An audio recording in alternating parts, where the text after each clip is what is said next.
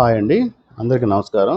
గత 2 రోజుల నుంచి ఆంధ్రప్రదేశ్‌లో నడుస్తున్న హాట్ టాపిక్ వచ్చేసి అంబేద్కర్ గారి విగ్రహం మీద నడుస్తా ఉంది. మరి అంబేద్కర్ గారి విగ్రహాన్ని పగలగొడుతున్నారు. ముఖ్యంగా ఇందులో చంద్రబాబు గారు, లోకేష్ గారు ఉన్నారు. వారే చేయిస్తున్నారని చెప్పేసి ఈ వైసీపీ పెద్దలు విపరీతమైన కామెంట్ చేస్తున్నారండి. ఇక్కడ వాస్తవాలు ఒకసారి చూసుకుందాం. ఇక్కడ అంబేద్కర్ గారి విగ్రహం మీద ఎక్కడ కూడా జగన్మోహన్ రెడ్డి గారి పేరు ఉండటానికి ఇష్టం లేదు. ఇది మా దళితుల యొక్క భావన.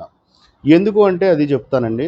మరి మాకున్న అన్ని పథకాలు తీసేసి ఈ అన్నీ లాగేసుకొని కేవలంగా విగ్రహం మాత్రం పెట్టి ఆహ్, నా ఎస్సీలు అని అంటే కుదురుతుందా?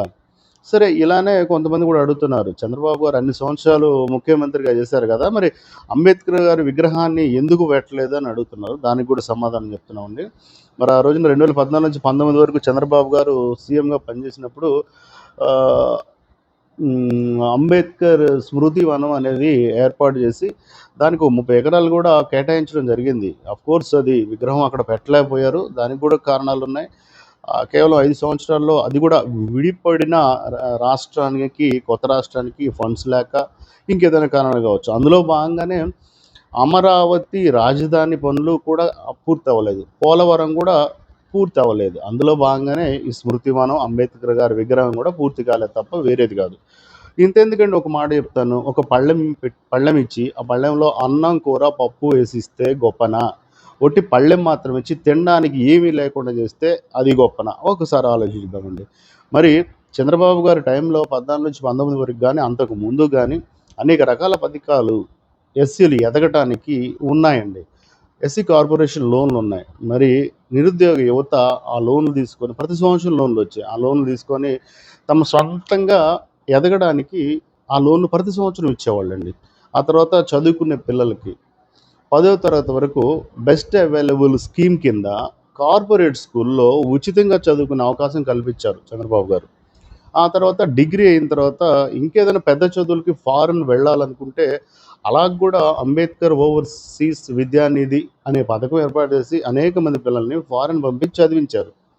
అదే రకంగా పేదవాళ్ళకి, భూమి లేని వాళ్ళకి అరెకరం నుంచి 5 ఎకరాలు ల్యాండ్ పర్చేసింగ్ స్కీమ్ అని చెప్పేసి పెట్టి అట్లా కూడా పేదల్ని ఆదుకున్నారు, ముఖ్యంగా ఎస్సీ వాళ్ళు. అలానే ఎవరన్నా బాధితులు ఇబ్బంది పడుతుంటే ఏ అగ్రవర్ణాల నుంచి ఎస్సీ, ఎస్టీ అట్రాసిటీ యాక్ట్‌ని అమలుపరిచి అనేక మంది ఎస్సీలని రక్షించారు.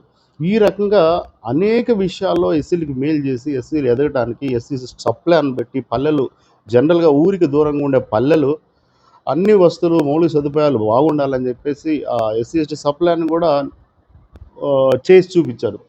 మరి ఈయనేం చేశారు? ఈ 5 సంవత్సరాల్లో ఒక్క పథకం కూడా లేదు. అన్నీ తీసేశారు.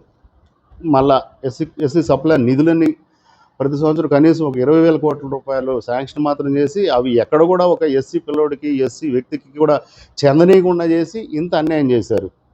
మరి అదే రకంగా ఆహ్, మా ఎమ్మెల్యే ఒకావిడ, మా గుండె లబ్‌డబ్ అనే కంటే కూడా జగన్ జగన్ అని కొట్టుకుంటుంది అని మిమ్మల్ని ఎంతో గౌరవించేవాళ్ళు. ఆళ్ళందరూ ఎక్కడికి పోయారు? ఎందుకు పారిపోయారు? మరి మీ వల్ల మా వ్యక్తిని, సుబ్రహ్మణ్యాన్ని విపరీతంగా కొట్టి చంపి అతన్ని తీసుకొచ్చి డోర్ డెలివరీ చేస్తే, ఆ వ్యక్తిని మీరు పక్కన పెట్టుకొని ఫోటోలు దిగడం, ఆ వ్యక్తితో కలిసి భోంచేయడం, ఇలానే అనేక మందిని, వీటన్నిటిని ఎలా చూడాలి? మరి judge Ramakrishna, doctor Sudhakar, doctor Atchanna, doctor Anita Rani, కోడికత్తి సీను, ఈ సంఘటనలన్నీ వీళ్ళందరూ ఎస్సీలకు సంబంధించిన వాళ్ళే కదా! మరి ఇంతమంది మీద మీరు దారుణాలు చేస్తే మిమ్మల్ని మళ్ళా ఎలా గెలిపిస్తారనుకుంటున్నారు? అంటే మీరు మాకు ఎటువంటి పనులు చేయకుండా కేవలం విగ్రహం మాత్రం పెట్టి నా ఎస్సీలు అంటే మీకు ఎస్సీలు ఓట్లేస్తారనుకున్నారా? అందుకే కదా చంద్రబాబు మాకు ఆహ్, అంబేద్కర్ గారు చెప్పింది ఒకటే. నేను నా జాతికి, నా ప్రజలకు ఎటువంటి ఆస్తిపాస్తులు ఇవ్వలేకపోయాను. కానీ ఓటు అనే ఒక వజ్రాయుధాన్ని ఇచ్చాను అని చెప్పారు. మరి ఆ వజ్రాయుధం వల్లే మీ 5 సంవత్సరాల్లో మాకు చేసిన అన్యాయానికి మీకిచ్చిన తీర్పు కేవలం 11 సీట్లు. 164 సీట్లలో ఘోరంగా ఓడించారు మిమ్మల్ని. మీ మా దేవుడి విగ్రహం మీద మీ పేరు అవసరమా? ఒక చిన్న ఎగ్జాంపుల్ తీసుకోండి. వైఎస్ వివేకానంద రెడ్డి గారు 2018లో చంపబడ్డారు. ఫర్ ఎగ్జాంపుల్ ఆయన విగ్రహం మీద వైఎస్ అవినాష్ రెడ్డి పేరు, మీ పేరు పెడితే డాక్టర్ సునీతారెడ్డి ఒప్పుకుంటుందా? ఇది లోకం హర్షిస్తుందా? ఇది ఒప్పుకుంటారా? మరి అలానే మా దేవుడైన రాజ్యాంగ నిర్మాత డాక్టర్ బిఆర్ అంబేద్కర్ గారి విగ్రహం మీద మీ పేరు ఎట్టి పరిస్థితుల్లో ఉండటానికి వీల్లేదండి. ఒకళ్ళు ఎవరన్నా మళ్ళా దీన్ని మీద ఆయన పేరు పెట్టాలని ఎవరన్నా సంకల్పం చేస్తే దీని మీద ముందుకు వస్తే ఖచ్చితంగా అడ్డుకుంటాం. ఆయన పేరును మాత్రం మేము దీని మీద ఉపేక్షించేదే లేదు. నమస్కారం.